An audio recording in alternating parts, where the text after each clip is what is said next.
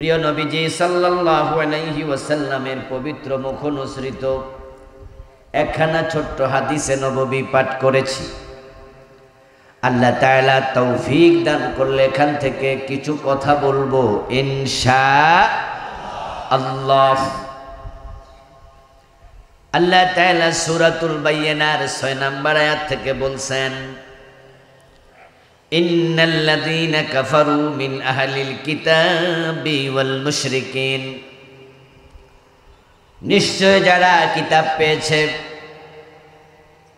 কিতাব প্রাপ্তদের মাঝ থেকে যারা কাফের হয়ে গেল, মুশরিক হয়ে গেল। কিতাব যারা পেয়েছে তারা ঈমানদার হওয়ার কথা ছিল, ঠিক না? কিতাব নাজিল করেছেন কে? নবী ছাড়া কোনো কিতাব আছে? কিতাব আগে না নবী আগে? যারা বোঝেন তারা জবাব দেন। আল্লাহ কিতাব পাঠাইছে আগে না নবী পাঠাইছে আগে? নবীদের নবুয়তের জীবন শুরু হয়েছে বয়স 40 হওয়ার পরে। হযরত ঈসা আলাইহিস সালাম ব্যতীত সব নবী নবুয়ত পেয়েছেন 40 হওয়ার পরে। আর আদম আলাইহিস সালামকে আল্লাহ তাআলা যৌবন দিয়াই বানাইছে, আমাদের মতো ছোট করে বানান নাই।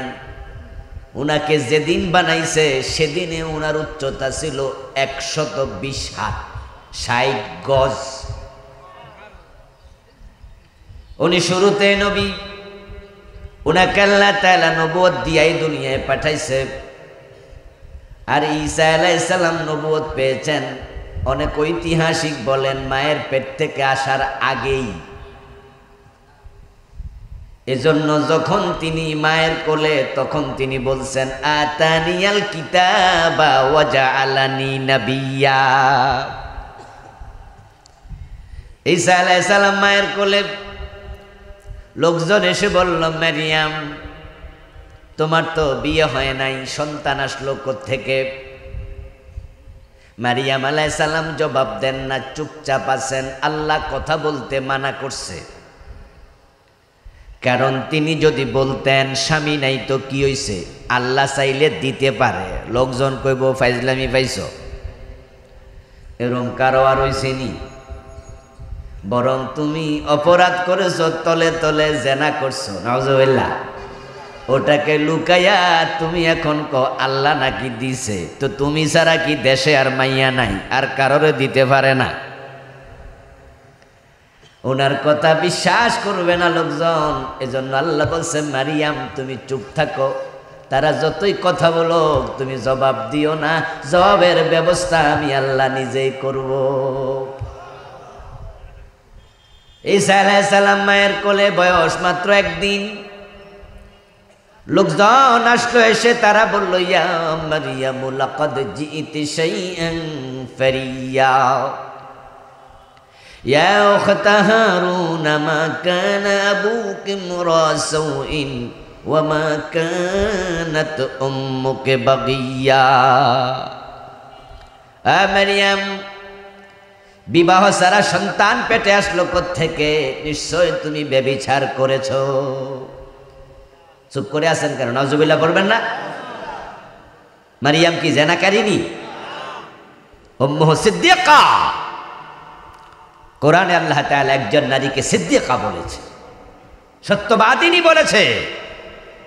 ওই মহিলার নাম হলো হযরত মারিয়াম। মারিয়াম অনেক দামি নারী। এই মহিলার নাম কোরআনে এতবার আসছে, এমন কোন নারীর নাম কোরআনে আর এতবার আসে নাই। রাসূলুল্লাহ স্ত্রী আয়েশার নাম কোরআনে আছে। এই আলেম ভাইরা কথা বলো।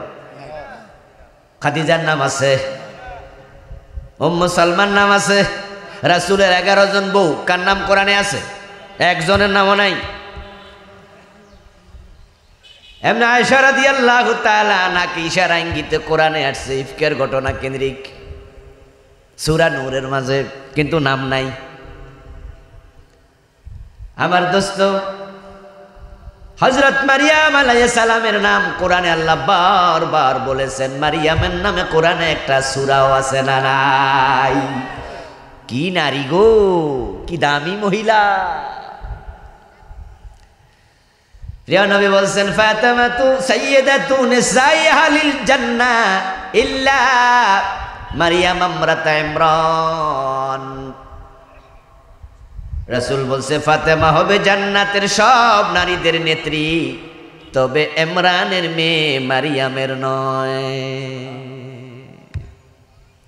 ফাতেমা আমার মাইয়া, প্রিয় নবী বলছেন ফাতেমা আমার মেয়ে, সে হবে জান্নাতি সব নারীদের সর্দারিনী, কিন্তু ওই ইমরানের বেটি মারিয়ামের নেতা হবে না। মারিয়াম নিজেই নেত্রী। সুবহানাল্লাহ। মারিয়াম ভিভিআইপি নারী।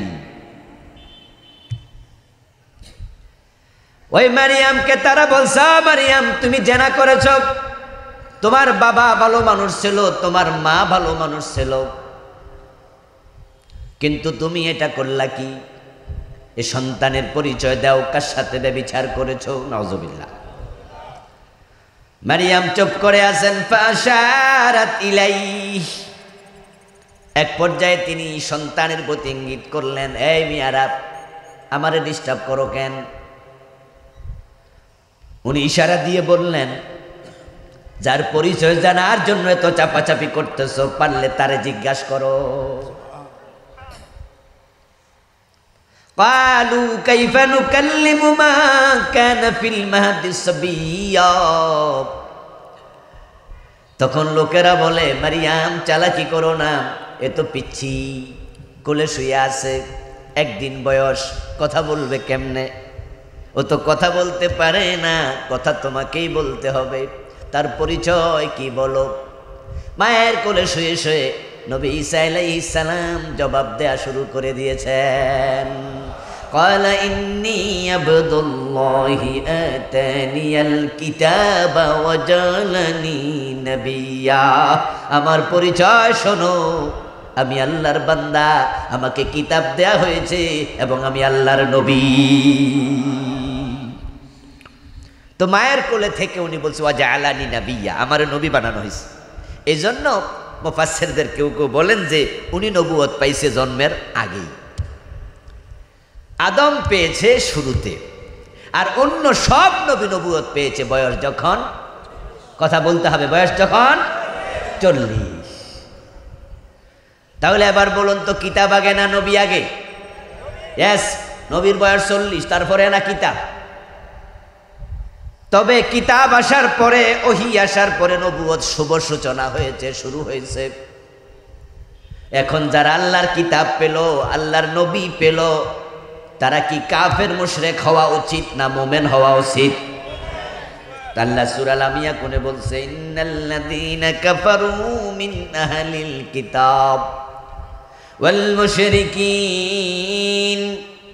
কিতাব পাওয়ার পরেও যারা কাফের হয়ে গেল, মুশরিক হয়ে গেল, বেঈমান হয়ে গেল, ফি নারি জাহান্নাম, আমি আল্লাহ তাদের প্রতি এতটা নারাজ, আমি আল্লাহ তাদেরকে জাহান্নামে ফেলে দেব। খালিদিনা ফিহা, ঈমান নাই, কাফের মুশরিক, তারা জাহান্নামে যাবে, ভাববা না কয়দিন পরে মুক্তি পাবে। না না, ঈমান যাদের নাই তারা জাহান্নাম থেকে কোনোদিন মুক্তি পাবে না। খালিদিনা ফিহা, বরং তারা জাহান্নামে চিরদিন থাকবে। নাউযুবিল্লাহ। উলাইকা হুম শাররুল বারিয়াহ। আর যারা ঈমান হারা, যারা কাফের মুশরিক, আল্লাহ ঘোষণা করছেন তারা হলো আমার সৃষ্টির মাঝে সর্বনিকৃষ্ট। কাফের মুশরিকরা হলো আল্লাহর সৃষ্টির মাঝে সবচেয়ে খারাপ, সবচেয়ে নিকৃষ্ট। আল্লাহর সৃষ্টির মাঝে শূকর কার সৃষ্টি? চুপ করে থাকবেন না প্রিয় ভাইয়েরা, কথার জবাব দিয়ে। শূকর কার সৃষ্টি? কুকর বানাইছে কে? টয়লেটের মাঝে যে পোকাগুলো জন্ম নেয়, যেগুলো দেখলে আমাদের বমি বমি ভাব হয়, ঘৃণা লাগে, ওই টয়লেটের নিকৃষ্ট কীট পোকা এগুলো সৃষ্টি করেছেন কে? এগুলোও কি আল্লাহর মাখলুক নয়? তাহলে কাফেরের যদি সিরিয়াল করেন, তাদের যদি সিরিয়াল হয় সবার নিচে, তাহলে বুঝতে হবে শুকর কুকর ওই টয়লেটের কীট পতঙ্গ কাফেরের চেয়েও ভালো। কাফের মুশরিক হলো সৃষ্টির মাঝে সবচেয়ে খারাপ, সবচেয়ে খারাপ, সবচেয়ে খারাপ। এ কথাটি কি আমার না আল্লাহ? সৃষ্টি করেছেন কে? সৃষ্টির মাঝে সম্মান অপমানের তালিকা আমরা দেব না আল্লাহ দেবে? তিনি তালিকা দিলেন, কাফের মুশরিক হলো সৃষ্টির মাঝে সবচেয়ে নিকৃষ্ট। 7 নম্বর আয়াত, ব্যাখ্যা একটু পরে হবে। পরের আয়াত আল্লাহ বলছেন, ইন্নাল্লাযীনা আমানু ওয়া আমিলুস সালিহাতি উলাইকা হুম খায়রুল বারিয়াহ। আর যারা ঈমান এনেছে এবং নেক আমল করেছে, যারা ঈমানদার, আমি আল্লাহ ঘোষণা করছি ঈমানওয়ালা হলো আমার সৃষ্টির মাঝে সর্বোৎকৃষ্ট।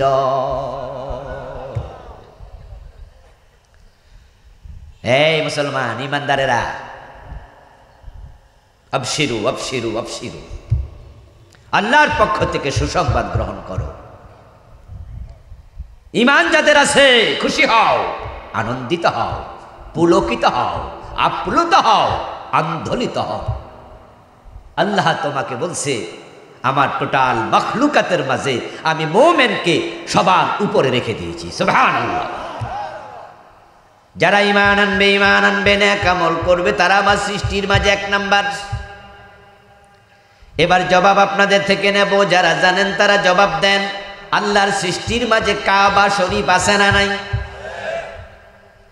আল্লাহর সৃষ্টি মাখলুকের মাঝে ফেরেশতা আছে না নাই?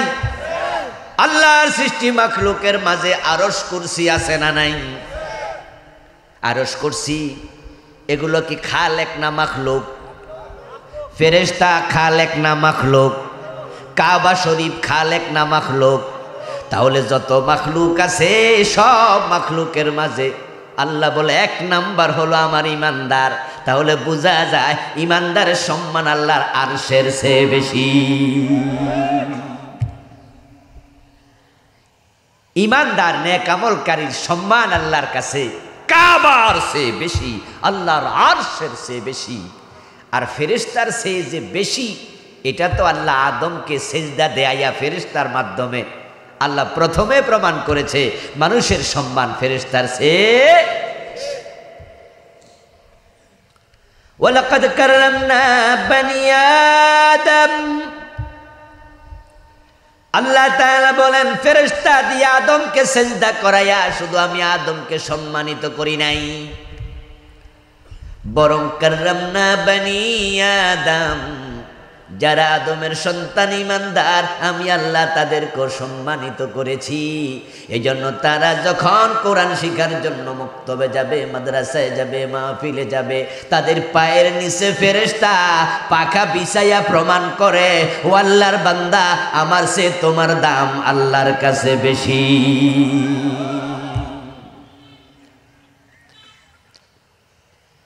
আমাদের বাড়িতে স্পেশাল কোনো গেস্ট যখন আসে, মেহমান আসে, সম্মানিত কেউ আসে, গাড়ি থেকে নামার সাথে সাথেই আমরা দৌড় মাইরা তাকে রিসিভ করি।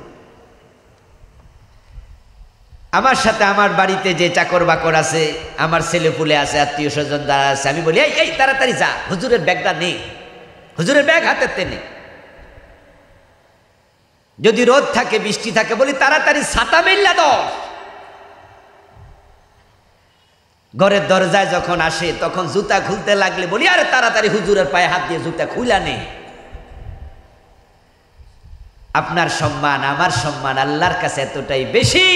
মুমিন যখন কোরআন শিখতে রওনা দেয়, আল্লাহ ফেরেশতাদেরকে বলে, ও ফেরেশতারা আমারে মুমিন বান্দার পায়ের নিচে পাখা বিছায়া দে। ইন্নাল মালাইকাতা লা তাদাউ ওয়াজনিহাতাহা রিদান লিতালিবিল ইলম। মুমিনের সম্মান আল্লাহর কাবার চেয়ে বেশি। তার প্রমাণ তো আমরা নিজেরাই দেখি নিজেদের চোখে।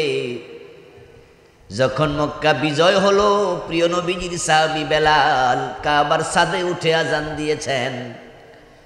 বেলাল যখন কাবার ছাদে ওঠে তখন বেলালের পা কইছিল, কিরে ভাই কথা কইবেন না নাকি? কইছিল। তাহলে বেলালের পা যে কাবার উপর উঠে গেল, কাবার দাম কমে গেল নাকি? কারণ কেমনে কমবে? বেলাল মুমিন, বেলালের সম্মান তো কাবার চেয়েও বেশি। এখনো দেখবেন আপনারা বছরে একবার কাবার গিলাফ পরিবর্তন করা হয়। কাবার গিলাফ যখন পরিবর্তন করে তখন কি কাবার ছাদে কিছু মানুষ ওঠে না? কোন আলেমরা কি কাবার ছাদে ওঠা হারাম ঘোষণা করছে? করেনি। বরং কাবার ছাদে ওঠে মানুষ, গিলাফ পরিবর্তন করে, বিভিন্ন সংস্কারের কাজ করে। বছর একবার দুইবার যারা আন্তর্জাতিক মানের অতিথি তাদের দর্শনের জন্য, ভিজিট করার জন্য কাবার দরজা খুলে দেয়, তারা কাবার ভিতরে ঢোকে। এমন ঘটনাও প্রতি বছর এক দুইবার ঘটে। মানুষ যখন কাবার ভিতরে ঢোকে তখন তাদের পা থাকে কই? কথা কয় না রে, থাকেনি? ছাদে যখন ওঠে পা থাকে কই? মানুষের পা লাগলে কাবার দাম কমে না। কেন কমবে? মানুষের দাম তো কাবার চেয়েও। উলাইকা হুম খায়রুল বারিয়া। এখন যারা এত দামি, জাযাউহুম ইনদা রাব্বিহিম জান্নাতু আদন। আল্লাহ আবার বলছে যারা কাফের, যারা মুশরিক, তাদেরকে আমি জাহান্নামে ফেলে দেব। আর যারা ঈমান এবং নেক আমলওয়ালা হবে আমি আল্লাহ তাদেরকে চিরস্থায়ী জান্নাতের মেহমান বানিয়ে দেব। খালিদিনা ফিহা আবাদা। যারা জান্নাতে ঢুকবে তারা কোনোদিন জান্নাত থেকে আর বের হবে না, চিরকাল জান্নাতের মাঝে থাকবে। রাদিয়াল্লাহু আনহুম ওয়া রাদু আনহু। যারা মুমিন ঈমানওয়ালা নেক আমলওয়ালা, আমার আল্লাহ নিজে ঘোষণা দেয় আমি আল্লাহ তাদের উপর সন্তুষ্ট হয়ে গেছি এবং তারাও আমি আল্লাহর উপর জান্নাত পেয়ে সন্তুষ্ট হয়ে যাবে। তাহলে যে আয়াতে কারিমা দুটি তেলাওয়াত করলাম, দুই তিনটা মূলত মেসেজ পৌঁছে গেছে। মেসেজ হলো জান্নাত পাওয়ার জন্য ঈমান আমল জরুরি।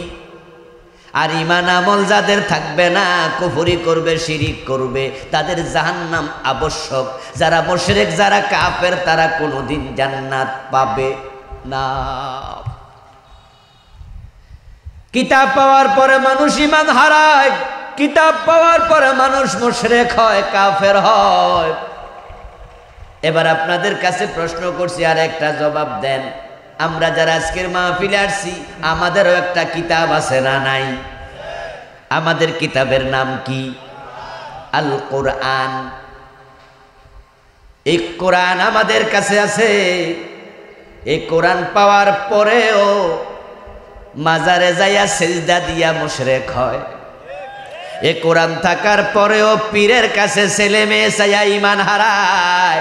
এ কোরআন থাকার পরেও কোরআনের আইনের বিরুদ্ধে কথা বলে ঈমান হারায়া কাফের হয়। এমন মুসলমানের সন্তানও আছে না নাই? কিতাব পাওয়ার পরে শুধুমাত্র খ্রিস্টানরা মুশরিক কাফের হয় নাই। কিতাব পাওয়ার পরে শুধু ইহুদিরা মুশরিক কাফের হয় নাই। এ কোরআন পাওয়ার পরে মুসলমানের সন্তানও কাফের হয়, মুশরিক হয়। বাংলাদেশে হাজার হাজার আছে, হাজার হাজার। বন্ড পীরের মাজারে গেলে সেখানে লোক কি দুই চারজন না শত শত? কেল্লাসার যখন উরুস হয়, এ ব্রাহ্মণবাড়িয়া রাখাউড়াতে কেল্লাসার মাজারে যখন উরুস হয়, সেখানে লোকজন দুই চারজন না হাজার হাজার। আট রশিদ দরবারে যখন সেখানে উরুস হয়, লোক দুই চারজন না হাজার হাজার। মাইজবান্ডার যখন উরুস হয়, লোক 2-4 জন না, হাজার হাজার। 18 মাইজবান্ডার কেল্লাসার মাজারে শিরিক আছে না নাই? 3টা জায়গায় শিরক ভরপুর, 3 জায়গাতে শিরক ভরপুর। 3টার নাম বলছি, 3টার বাহিরে আরো আছে না? শিরক এদেশে বন্যার পানির মতো ঢুকেছে, কুফর ঢুকেছে অ্যাভেলেবেল। কিতাব পাওয়ার পরে যারা শিরক করবেন, কিতাব পাওয়া, ফেরেশতাদেরকে আল্লাহ জাহান্নামেও দেবে না, ফেরেশতাদের জন্য জান্নাতও নাই, জাহান্নামও নাই, তারা জানে। কিন্তু আল্লাহর রাগ দেখা সেদিন ফেরেশতারাও কথা বলবে না। আর তোমার হুজুর কইতাছে, ও মুরিদেরা নিশ্চিত থাকো, পীর বাবা জান্নাতে নেবে। ও বেটা গাদা, আল্লাহর জান্নাত বুঝি এত সস্তা?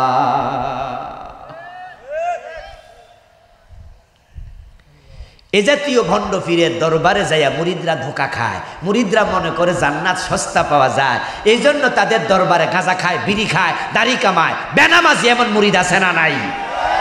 ওরও টাকার ভান্ডিল লইয়া যায়, হুজুরকে খুশি করে, কারণ হুজুর যেহেতু আমার সাথে করে জান্নাতে নেবে। আমিও চুরি কইরা কামাইতাছি, ডাকাতি কইরা কামাইতাছি, বাটফারি কইরা, সিটারি কইরা, দখল কইরা, জবরদখল, টেন্ডারবাজি, যা পারি কইরা কামাই, হুজুর 1 লাখ দিয়া দিলাম, 10 লাখ দিয়া দিলাম। আর হুজুর মুস্কি হাসি দিয়া কইল, বাজান আপনি টেনশন করেন না, আমি আপনারে মনে রাখুন। আর মুরিদ যাইয়া হুজুরের হাত দিয়া কয়, হুজুর আপনি আমারে বলেন নাই তো? না না, গতবার 10 লাখ দিছেন, আমার মনে আছে। খুশি হয়ে আবার 12 লাখ।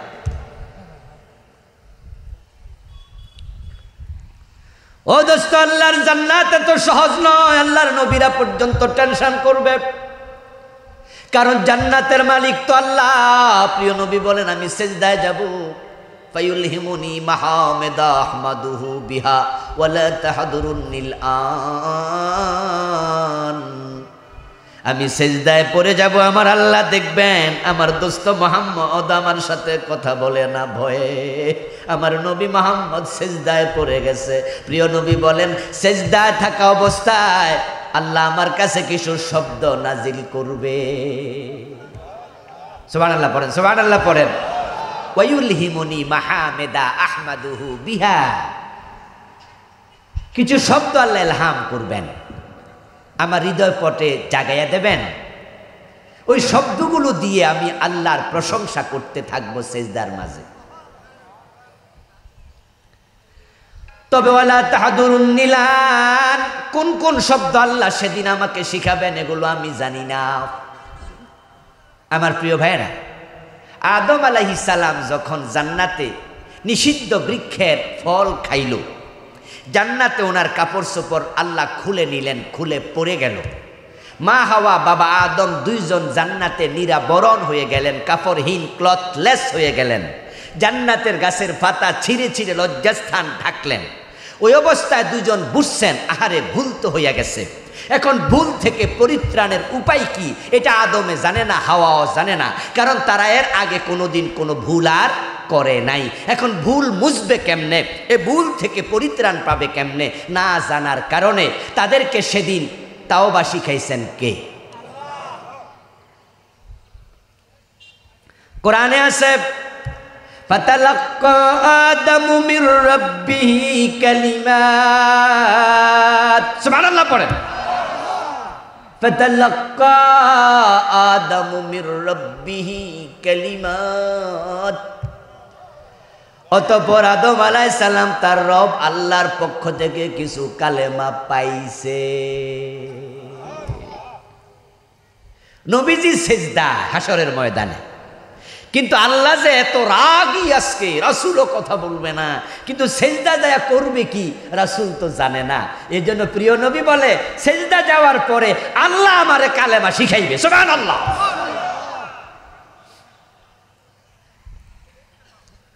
আদম জানে না কেমনে তাওবা করবে, আল্লাহ শব্দ নাজিল করছে। ওই শব্দগুলো কি? ওই শব্দগুলো কি? বাংলাদেশের হুজুররা ওয়াজ করে, ওই শব্দগুলো নাকি ছিল বিহাক্কে মুহাম্মাদিন লিমা গফরতালি, ও আল্লাহ আমারে তুমি মুহাম্মদ নবীর উসিলায় ক্ষমা করে দাও। আজীব কথা তো, এটা তুমি পাইলা কই? বরং শব্দ তো এটা না, শব্দ কি ছিল আল্লাহ নিজে কোরআনে বলেন, ফাকালা রব্বানা যালামনা আনফুসানা ওয়া ইল্লাম তাগফির লানা ওয়া তারহামনা লানাকুনান্না মিনাল খাসিরিন। আল্লাহ নিজে বলতেছে ওই শব্দ আমি নাজিল করছি। তারা দুইজনে পাইল, পাওয়ার পরে বলল তারা দুইজনে কালা তাসনিয়া সিগা, দুইজনে বলে রব্বানা যালামনা আনফুসানা, আল্লাহ জুলম হয়ে গেছে নফসের উপর। তুমি বলছিলা গাছের কাছে যাইও না, গেছি ফলও খাইছি, তাই তোমার আদেশ লঙ্ঘন করে নফসের উপর জুলুম করছি। ওয়া ইল্লাম তাগফির লানা ওয়া তারহামনা, এখন তুমি যদি ক্ষমা না করো, রহমত না দাও, তাহলে লানাকুনান্না মিনাল খাসিরিন, আমাদের উপায় নাই, ক্ষতিগ্রস্ত। ফাতাবা আলাইহি, এবার আরেক আয়াত আল্লাহ বলে আদম তাওবা করতে দেরি, আল্লাহর ক্ষমা করতে দেরি করে নাই। ফাতালাক্কা ফাকালা ফাতাবা, তিন জায়গায় আসছে ফা শব্দ। অনেক আলেম ওলামা আজকের মাহফিলে আছে, তিন জায়গাতে কোরআনে আল্লাহ ফা শব্দ বলেছে। আরবিতে হরফে আতফ হলো 10টা, ওয়াও, ফা, সুম্মা, হাত্তা, ইম্মা, আম, আও, বান, লা, লাকিন। এগুলো ছোট ক্লাসে যারা পড়ে, নাহমির কিতাব পড়লে এগুলো শিক্ষালায়, ছোট ক্লাসের পড়া, শর্মিয়া তামিল পড়লে শিক্ষা। এই 10টাকে আরবিতে বলে হরফে আতফ। এই 10টা এক একটা এক এক অর্থে আসে। ওয়াউলিল জামঈ, ফালিল ফাউরি, সুম্মা লিত তারাখি। ওয়াও আসে একসাথ করার জন্য, আমি এবং জায়েদ দাঁড়াইছি, কুনতু আনা ওয়া জায়েদ, এখানে দুইজনকে একসাথ করে দিল ওয়াও। ফা যদি আসে তখন আর একসাথ হলেও সেটা একসাথে একত্রে হবে না, একটু বিরতি দিয়া কুনতু আনা ফা জাইদুন, অর্থ হবে আমি আগে দাঁড়াইছি, তারপরে আবার জায়েদ দাঁড়াইছে। এখানে সামান্য বিরতি আছে, সামান্য, অধিক সময় না, এজন্য আসে পা। আর যদি এমন হয় আমি দাঁড়ানোর 5 মিনিট 10 মিনিট আধা ঘন্টা পরে জায়েদ খাড়াইছে, তখন হবে কুনতু আনা সুম্মা জায়েদ। এই মাদ্রাসা যারা তলেবে ইলম আছেন তারা ভালো করে শিক্ষা নেন, এগুলো ক্লাসের পরে আর কি, জাস্ট আপনাদের প্রসঙ্গ আসছে বিদায় জেনারেল ভাইদেরকে বলতেছি। ওয়াও আসবে একসাথ করার জন্য, পা আসবে বিরতি সামান্য সিরিয়াল বোঝানোর জন্য, সুম্মা আসবে বিরতি দিয়া সিরিয়াল বোঝানোর জন্য।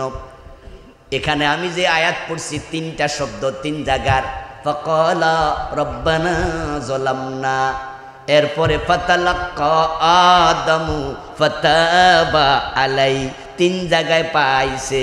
অর্থাৎ আল্লাহ কি মেসেজ দিলেন এবার কোরআন থেকে শুনুন। আদমের যখন ওই গাছের কাছে যাইয়া হাওয়া আদম আলাইহিস সালাম দুইজন গাছের ফল খাইলো, ফল খাইতে দেরি, পোশাক খসে পড়তে আর দেরি নাই। পোশাক খসে পড়ার সাথে সাথে মনের মাঝে চিন্তা আসছে, কামড়া করলাম কি, অপরাধ প্রবণতা ঢুকে গেছে।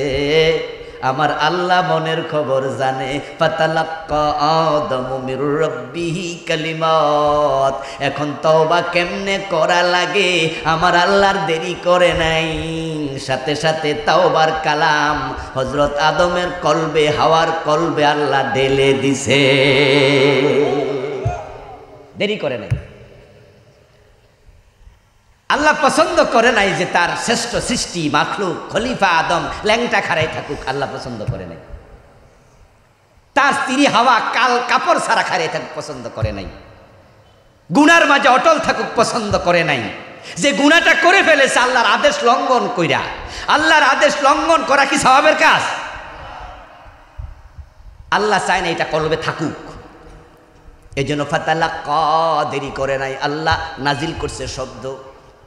এই শব্দ পাইয়া হযরত আদম হাওয়া দেরি করে নাই। ফাকালা রব্বানা যালামনা, সাথে সাথে দুইজন তাওবা করে ফেললো এই আয়াত পইরা। এবার আল্লাহ কি কয় শোনেন, ফাতাবা আলাইহি, তাওবা করার সাথে সাথে আল্লাহ কয় আমিও ক্ষমা করতে দেরি করি না, আমিও ক্ষমা করে দিয়েছি। তাহলে আদম হাওয়া তাওবা করার জন্য যেই কালেমা পাইছিল ওই কালেমা নাজিল করেছে কে? কোরআনে কি আছে না নাই? ফাকালা রাব্বানা যালামনা আনফুসানা। কিন্তু বাংলাদেশের হুজুররা কি ওয়াজ করলো? ছোটকাল থেকে শুনলাম, সব হুজুর না, যারা শুনে শুনে ওয়াজ করে, যাচাই সারা করে তারা, যে আদম আলাইহিস সালাম হাওয়া আলাইহিস সালাম তারা দুইজন মিলে জান্নাত থেকে চলে আসলো, 350 বছর কাঁদলো, 350 বছর কান্নাকাটি করলো। একজন আসলো শ্রীলঙ্কা সিংহলে, আরেকজন আসলো সৌদি আরবের জেদ্দাতে। সেখান থেকে কানতে কানতে তারা আরাফার ময়দানে একত্রিত হলো। কাহিনী খুব সুন্দর কইরা মিলাইছে, বুদ্ধি আছে। এক হুজুরকে আমি 2004 বা 2005 এক মাহফিলে আদম কিভাবে শ্রীলঙ্কার সিংহল থেকে নেমে জেদ্দা হইয়া আপনার আরাফার মাঠ পর্যন্ত গেল, ওই হুজুরকে এত সুন্দর কইরা ম্যাপ আইকা আইকা মুখ দিয়া বলে বলে বুঝাইতে দেখলাম যে কোন জায়গা দিয়া কেমনে কেমনে গেছে আরব ভারত মহাসাগর পার হইয়া। তন্ময় হইয়া শুনলাম, আরে বাবা এত সুন্দর ওয়াজ হুজুর করছে। ওই মাহফিলে আমিও দ্বিতীয় বক্তা ছিলাম, উনি ছিলেন প্রধান বক্তা। আমি ভাবলাম যে অনেক বড় আলেম, তাই ওয়াজ করে আমি চলে গেলাম না। আমি ওই হুজুরের মতো এরকম নিচে বইয়া বইয়া উনার বক্তৃতা শুনলাম, এখনও শুনি, শিখার কোনো শেষ নাই। যদি কোথাও কোনো আলেম, বড় আলেম আসে, ছাত্র হয়ে আপনাদের মতো সামনে বসে থাকি, লুকাইয়া কোনায় বসে বসে শুনি, কারণ বিশ্বজোড়া পাঠশালা মোর, সবার আমি ছাত্র। নতুন করে কত কিছু শিখছি দিবারাত্র, শিকার কি শেষ আছে? শেষ নাই। হুজুর থেকে শুনে আরো আশ্চর্য হলাম, আরে কত দারুণ ওয়াজ। আজ থেকে 7-8 বছর আগে আমি শ্রীলঙ্কায় গেলাম। যেই পাহাড়ে আদম নেমেছে ওই পাহাড়ের নাম এডামস পিক। সেটা শ্রীলঙ্কার রাজধানী থেকে 350 থেকে 400 কিলো দূরে। ওখানকার একজন মুসলিমকে সাথে নিলাম, আমার সাথে একজন সফর সঙ্গী আছে বাংলাদেশের। মুসলিম ড্রাইভার খুঁজে বের করলাম শ্রীলঙ্কা, বললাম যে আমরা যাবো এডামস পিকে। ওই ড্রাইভার বলল এডামস পিক এটা আবার কি জিনিস? বললাম কেন ভাই, আদম যে নেমেছে ওই পাহাড়ের নাম শোনেননি? আমরা তো গুগলে সার্চ দিলাম, ওইটার নাম এডামস পিক। উনি বলল আদম শ্রীলঙ্কায় নেমেছে, এটা আপনাদেরকে বলল। বললাম আপনি এ দেশের মুসলিম, আপনি জানেন না? আমি না, কোনো মুসলমানই হয়তো জানে না। আদম শ্রীলঙ্কায় এসে তো আমরা জানবো বেশি, আপনারা শুনলেন কেমনে? বললাম আরে ভাই চলেন তো, না জানলে নাই তো কোথায় যাবেন? এডামস পিক তো চিনি না। আমরা তখন গুগল থেকে বের করে ছবি টবি দেখাইলাম। উনি দেখা বলে this is Sripada, no Adam's Peak. আরে ভাই যে পাহাড়ের কথা বলছেন এখানে তো কতই গেছি, কত যাত্রী লইয়া গেছি, এটার নাম তো শ্রীপাদা। এডামস পিক কইল কেডা? What is Sripada? শ্রীলঙ্কার 100% মানুষ ইংরেজি জানে। ও দেশের মানুষ মাতৃভাষার মতো ইংরেজি শিখে।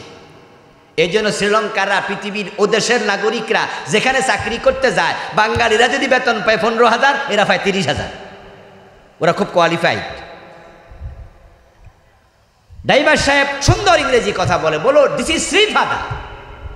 What is Sripada? তখন তিনি আমাদের বললেন যে আর এই দেশের বুদ্ধিস্টরা বলে তাদের শ্রীকৃষ্ণ, তাদের বুদ্ধ ওই পাহাড়ে নেমেছে, তাই সেখানে তারা একটা বড় মাপের বৌদ্ধ মন্দির বানাইছে। আমরা বলি হেরা যা বলো বলুক, আমরা আদম আলাইহিস সালাম নামছে সেখানে যাব। ও বেটা কো 150 ওকে, আমার টাকা দরকার, নিয়ে চলে গেলাম। 4 ঘন্টার বেশি, সম্ভবত 4 ঘন্টা 10 মিনিট, আমি একটু কনফিউজ। 7,500 ফিট উঁচু ওই পাহাড়, অনেক কষ্ট করে উঠলাম। হেরা গুহায়, হেরা পর্বতে উঠেছি 2005-এ, তখন সো মাচ ইয়াং ছিলাম। আজ থেকে আর 19 বছর বা 18 বছর আগে, দাড়িটারি পাকে নাই। ওখানে উঠতে সময় লেগেছে আমার 43 মিনিটের মতো। উচ্চতা হলো 1000 ফিটের কিছু বেশি, কম বেশি। আর অ্যাডামস পিক উঠতে সময় লাগলো 4 ঘন্টা 10 মিনিটের মতো।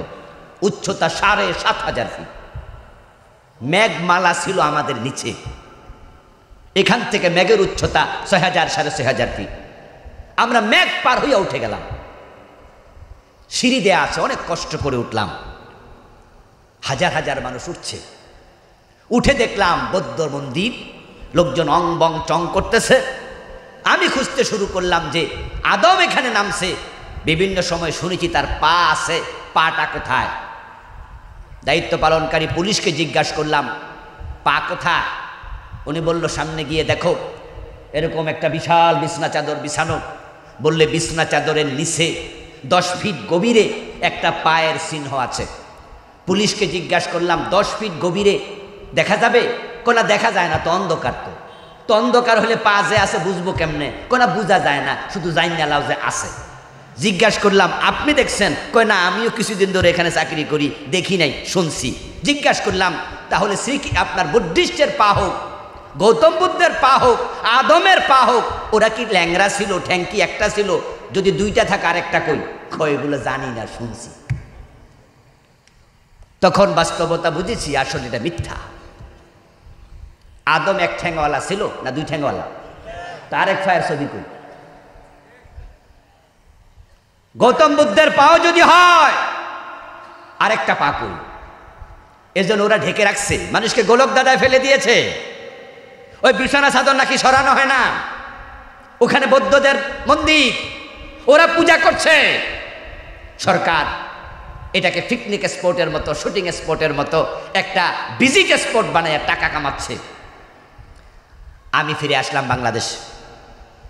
ফিরে এসে ওই বক্তা 2004 বা 5 সনে যার ওয়াজ শুনছিলাম, যিনি এত সুন্দর করে কইলেন যে আদম শ্রীলঙ্কা থেকে ওই পাহাড় থেকে নাইমা কেমনে হাইটা হাইটা কোন জায়গা দিয়া আস্তে আস্তে করে সৌদি আরবে পৌঁছে গেল। হুজুরকে আমি নাম্বার সংগ্রহ করে মোবাইলে কল দিলাম। ওই হুজুরের বড় ছেলে, ছোট ছেলে আমার ছাত্রীর হাজব্যান্ড। আমার ছাত্রী বিয়ে করছে, আমার মাদ্রাসা থেকে কামেল পাস করা এক ছাত্রী। ওর হাজব্যান্ডের বললাম যে তোমার বাপের নাম্বার দাও।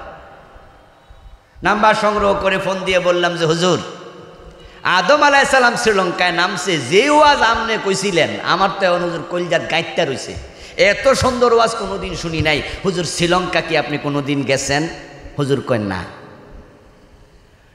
হুজুর আমি তো গত কয়দিন আগে গেছিলাম, ওখানে তো আদমের কোনো ঠ্যাংম্যাং নাই, তাও একটা আছে। এরা কার? এরা কয় বুদ্ধের, আমরা কই আদম।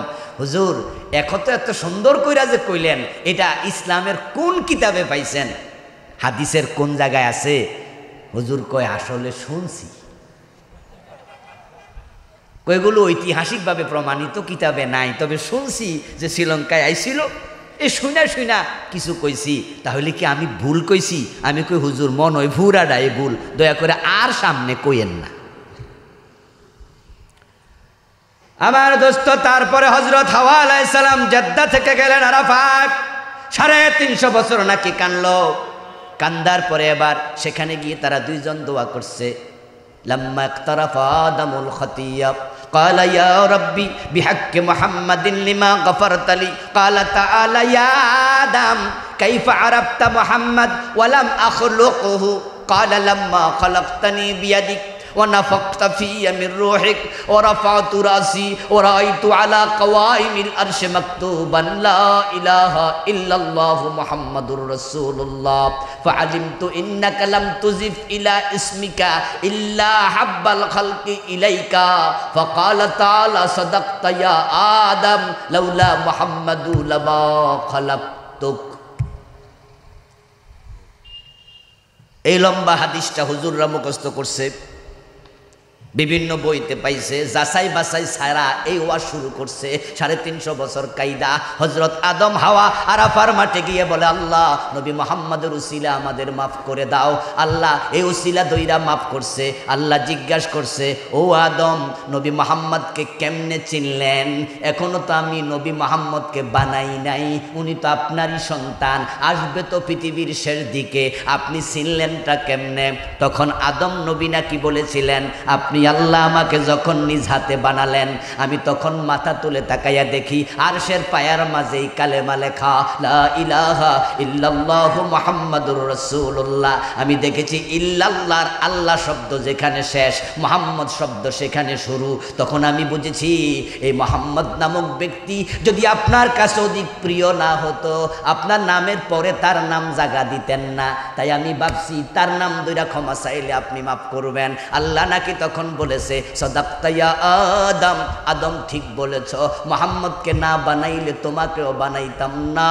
অথচ মুহাদ্দিসগণ বলেন হাযা হাদিসুন মাউদু, এটা জাল হাদিস।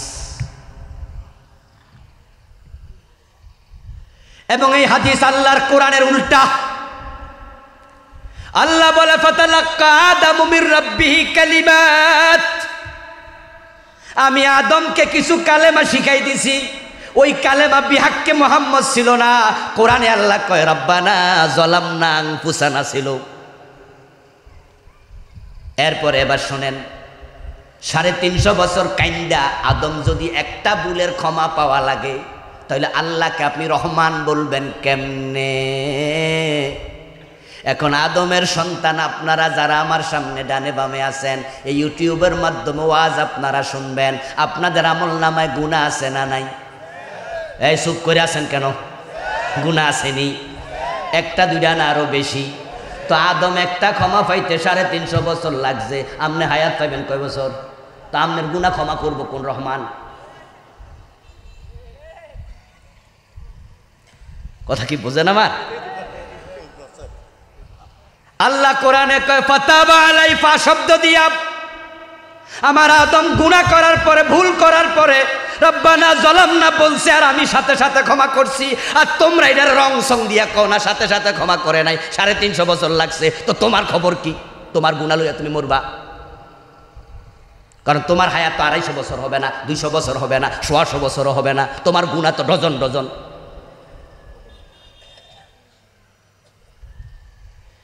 এই জন্য ওয়াজ করতে হলে সতর্ক হওয়া লাগবে, জেনে বুঝে করা লাগবে। আরবি আবারত পাইলে হাদিস মনে করা যাবে না। কিন্তু আরবি আবারত হাদিস যাচাই বাছাই নেই। হুব্বুল ওয়াতানি মিনাল ঈমান, আল হাদিস। দেশ প্রেম ইমানের অঙ্গ, হাদিস। আচ্ছা, রাসূলের কথা জীবনে কইছে? আমার দোস্ত, প্রয়োজনে ইমান বাঁচানোর জন্য দেশ ত্যাগ করো এমন হিজরতের আয়াত, হিজরতের হাদিস আছে না নাই? কিসের দেশপ্রেম? মোমেনের কাছে দেশের প্রেম নাই, মোমেনের কাছে জানের প্রেম নাই, মোমেনের কাছে মালের প্রেম নাই। মোমেনের কাছে আল্লাহ এবং রাসূলের প্রেম হবে, তারপরে এবার মালের প্রেম, তারপরে এবার জানের প্রেম, তারপরে এবার দেশের প্রেম। যেই দেশে থাকলে ইমান বাঁচে না, ওই দেশে থাকা জায়েজ হয় না।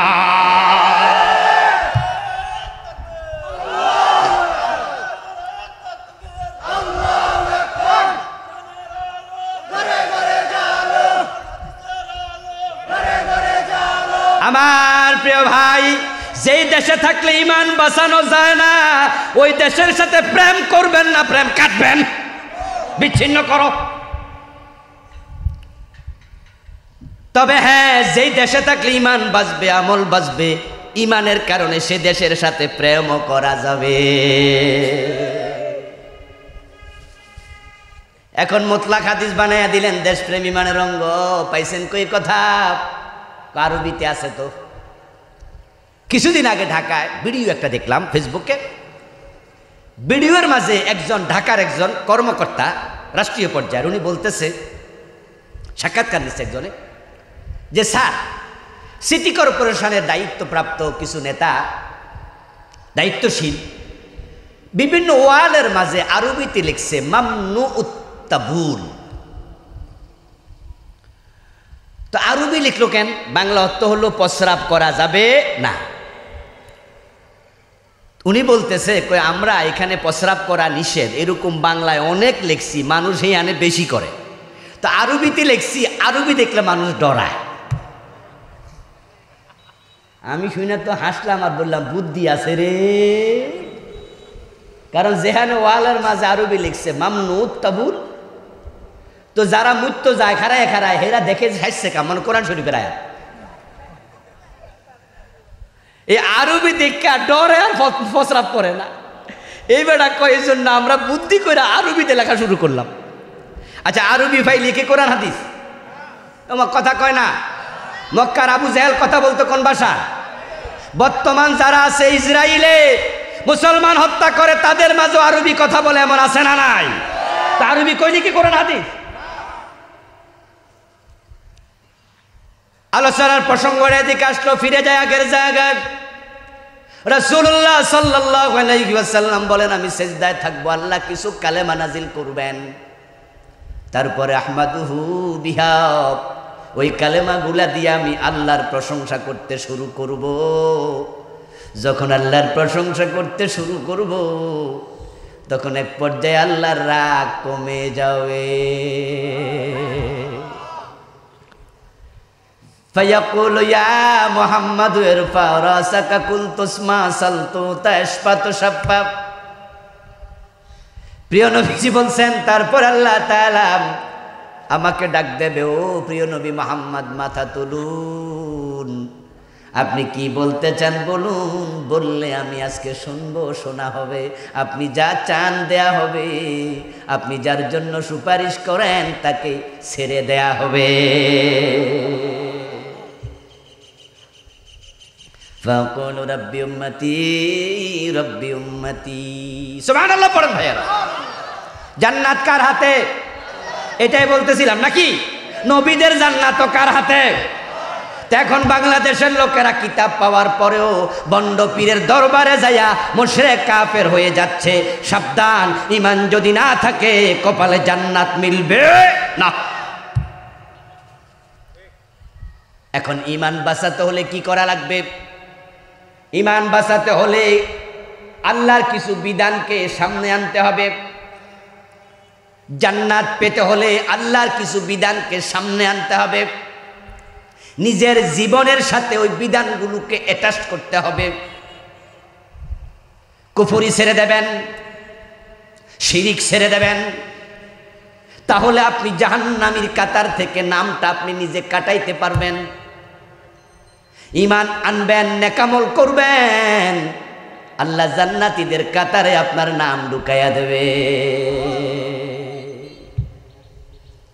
হযরত ওমর যখন তলোয়ার হাতে নিয়ে আমার রাসূলের কল্লা কাটার জন্য রওনা দিছিল, যারা বোঝেন তারা একটু জবাব দেন। রাসূলের কল্লা কাটার জন্য ওমর যখন তলোয়ার হাতে নিয়ে দৌড়ায়, ওমরের নাম তখন মুমিনের খাতায় ছিল না, কাফেরের খাতায়। কিন্তু যখন তলোয়ারটা ফেলে দিয়া কালেমা পড়ে নিল, এখন ওমরের নাম শুধু মুমিনের খাতায় না, সিরিয়ালে একবার উপরে চলে গেল। রাসূলুল্লাহ ওমরকে লক্ষ্য করে তো বললেন, লাকালাউ কানা বাদি নাবিয়্যুন লাকানা ওমর। কবি নজরুল চমৎকার ভাবে বলেছিলেন, আজি বুঝিয়াছি কেন বলেছিলেন, শেষ পয়গম্বর মোর পর যদি নবী হতো কেউ হতো সে এক ওমর। এই যে 2 মিনিট আগে তলোয়ার হাতে, নাম হচ্ছে কাফেরদের তালিকা। 2 মিনিট পরে তলোয়ার রাসূলের পায়ে, কালেমা পড়ার সাথে সাথে এখন নাম মুমিনের তালিকায়। আমরা যদি মুমিনের তালিকা আমাদের নাম ঢুকাতে চাই, কুফর শিরিক ছেড়ে দেয়া দরকার আছে না নাই? কিন্তু বাংলাদেশে তো এখন স্কুল কলেজের সিলেবাসে আস্তে আস্তে করে শিরিক আর কুফরির সাপ্লাই দেয়া শুরু হয়েছে।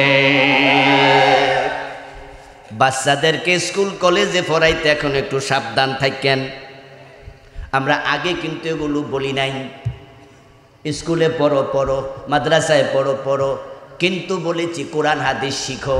আর এখন বলতেছি সাবধান, স্কুল কলেজে পড়াইতে সাবধান। মাদ্রাসাও সরকারি মাদ্রাসার কিতাবগুলোতে ঢুকেছে, কারণ সরকার এখন আলিয়া এবং আপনার স্কুলের কিতাব একরকম বানানোর চেষ্টা করছে। তাই আমরা দেখলাম গত বছর তারা কুফর ঢুকাইছে, যেটা হুজুরদের বিরোধিতার কারণে বাদ দিছে। ওই কুফরের নাম ছিল বিবর্তনবাদ। ক্লাস 6-এর বইতে গতবার ঢুকাইয়া দিছিল মানুষ নাকি বানর থেকে এসেছে।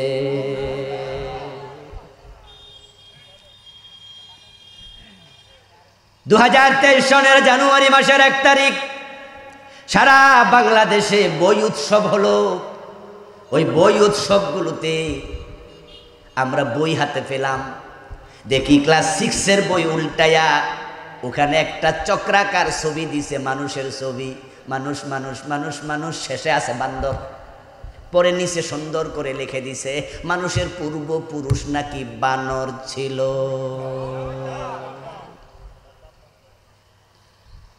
মাদ্রাসা তো এই বই ঢুকাইছে, আলেম ওলামারা ইতিমধ্যে কনফারেন্স করেছে এবং জামিয়াতুল মুদাসসিরকারের কাছে বলেছে স্কুল মাদ্রাসার বই এক করা যাবে না, আলাদা করতে হবে। মাদ্রাসার বইয়ে আজকে ঢুকাইছে তারা দোতারা, হারমোনিয়াম, তবলা, নাচ, গান, এগুলা স্কুল কলেজ মাদ্রাসাকে একাকার করতে দেয়া হবে না। আমাদেরও দাবি মাদ্রাসার সিলেবাস আলাদা করা লাগবে, ঠিক না?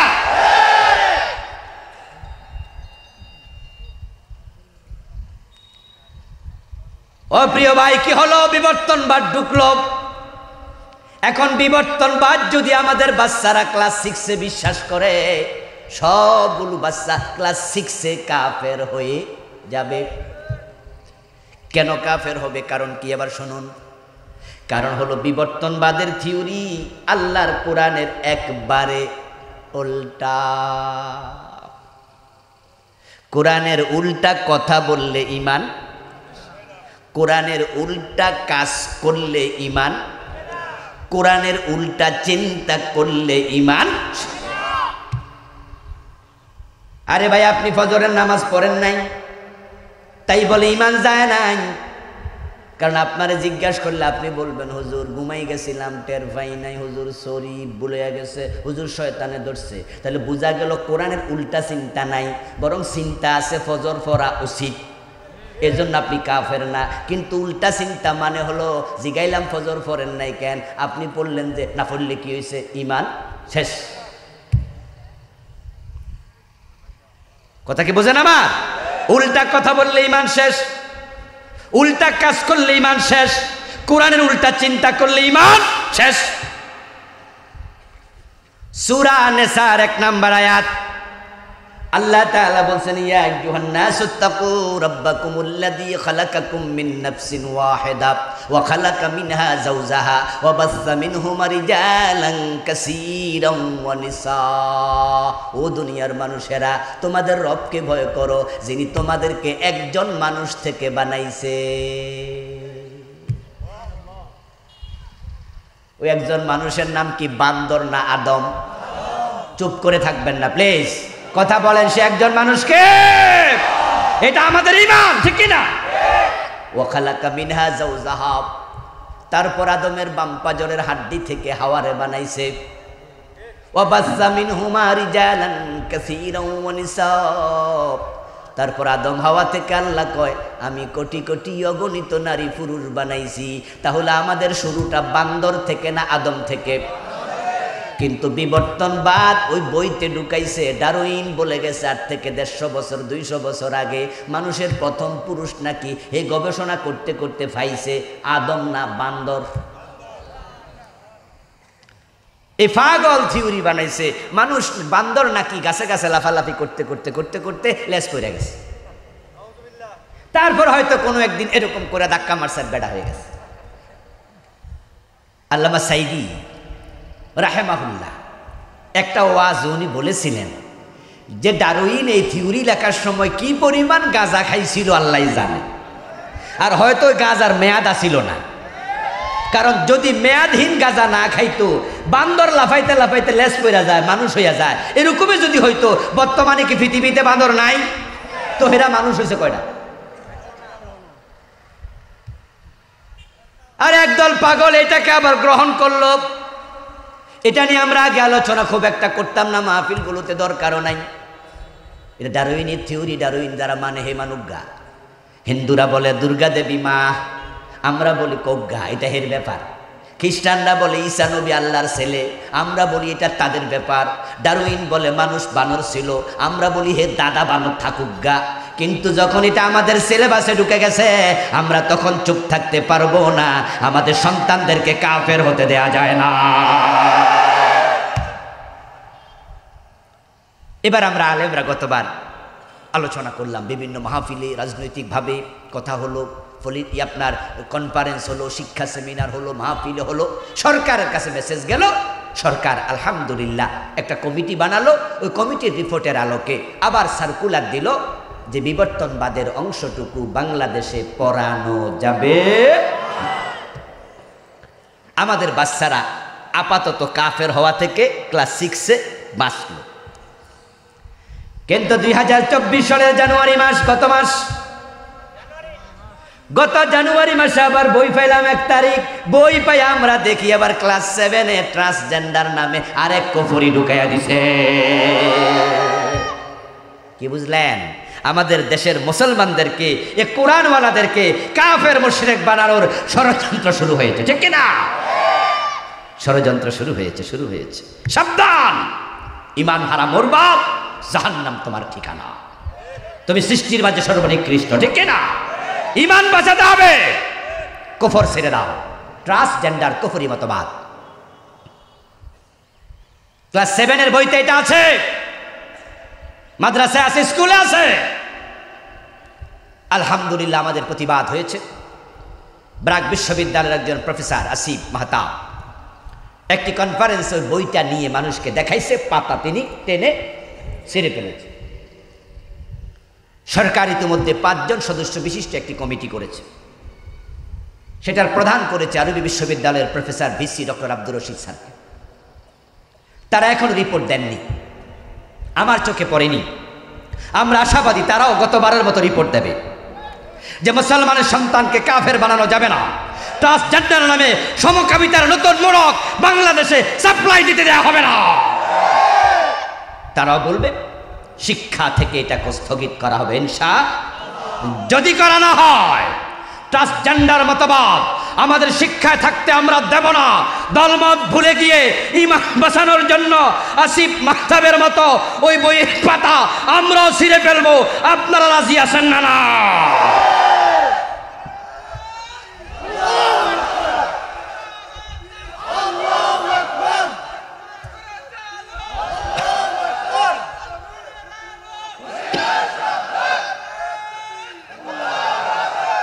আমার প্রিয় ভাইরা, এই জাতীয় শিরক কুফর আরো আসবে।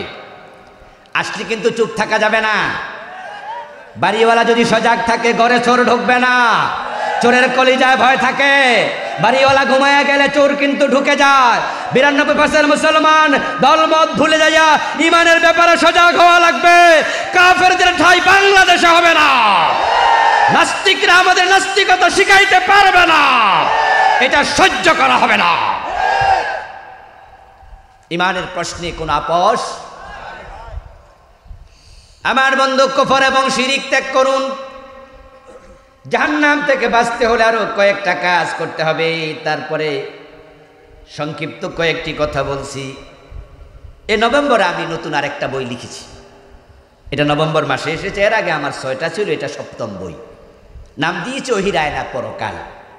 পরকালের সফলতা নিয়ে বিস্তারিত লিখেছি। আলহামদুলিল্লাহ, মৃত্যু থেকে একবারে জান্নাত জাহান্নাম পর্যন্ত 400 পৃষ্ঠা, অনেক বড় কলে বড়ে 550-এর উপর হাদিস আনছি, 500-এর উপর আয়াত এনেছি বইতে। এখানে পরকালে যারা স্পেশাল কিছু অপরাধীর শাস্তি হবে, হতবাগা হবে, তাদের কয়েকজনের কথা বলে আজকের ওয়াজ শেষ করব। শুনতে রাজি আছেন? রমাদান সামনে। রমাদানে রোজা রাখে না এমন কিছু নৌজওয়ান তাগরা যুবকই সমাজে আছে না নাই? দেখবেন রমাদান আসলে রাস্তার পাশের চা দোকানগুলোতে পর্দা টানানো হয়। পর্দার ভিতরে কি হয়? আমার দোস্ত, রাস্তার পাশে যে চা দোকান, হোটেল মোটেলগুলো দেখবেন সেখানে পর্দা টানাইয়া যারা চা খায়, বিড়ি খায়, যারা খাবার দাবার গ্রহণ করছে, ওই রমাদান মাসে চা দোকানের পর্দা সরায় আপনি যদি দেখেন, দাড়ি ফাঁকা মুরব্বি পাবেন না, 70-80 বছরের মুরব্বি পাবেন না। যারা রোজা বুড়া বয়সে না রাখলো আল্লাহ ছাড়বে, অসুস্থতার কারণে রোজা মাফ। বেশি অসুস্থ ফিদিয়া দাও, কম অসুস্থ কাজা করে নাও। কিন্তু তা না, বরং যারা পর্দা টানায়া খায় অধিকাংশের বয়স 30-35-এর ভিতরে।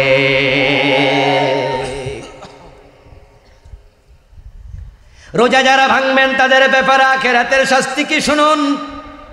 রাসূলুল্লাহ সাল্লাল্লাহু আলাইহি ওয়াসাল্লাম বলেন, কোন একদিন আমি ঘুমন্ত অবস্থায় ছিলাম,